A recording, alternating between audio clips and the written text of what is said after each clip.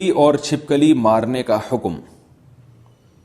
اویس مختار امریکہ سے پوچھتے ہیں، یہاں گھروں میں مکڑیاں بہت ہوتی ہیں جو جگہ جگہ جالے بنا لیتی ہیں، کیا گھر کو صاف رکھنے کے لیے مکڑیوں کو مارا جا سکتا ہے؟ ہم نے سنا ہے کہ مکڑیوں کو نہیں مارنا چاہیے کیونکہ وہ ہجرت کے موقع پر آپ صلی اللہ علیہ وسلم کی حفاظت کا ذریعہ بنی تھیں۔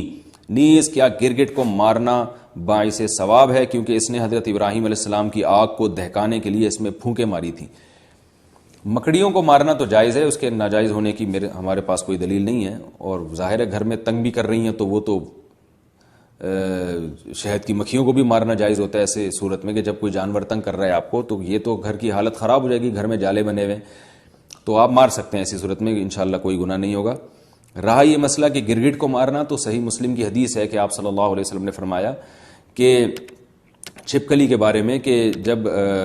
آگ جلائی جا رہی تھی ابراہیم علیہ الصلوۃ والسلام کی، تو چھپکلی اس میں پھونک مار رہی تھی اور اس آگ کو بھڑکانے کی کوشش کر رہی تھی۔ اس حدیث کا مطلب کیا ہے؟ علماء نے لکھا ہے کہ یہ صرف یہ بتانے کے لیے ہے کہ چھپکلی اور اس جنس کے جتنے جانور ہیں، جس میں گرگٹ بھی آتا ہے، یہ جو جنس کے جانور ہیں نا، ان میں انسان دشمنی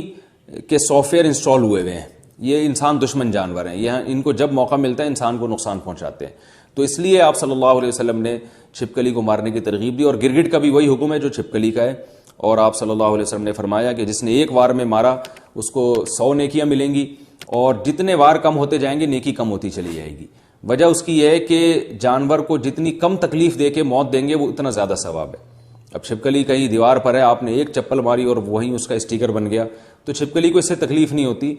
سیکنڈوں میں اس کی جان نکل جاتی ہے۔ لیکن اگر آپ نے اس سے کھیلنا شروع کر دیا،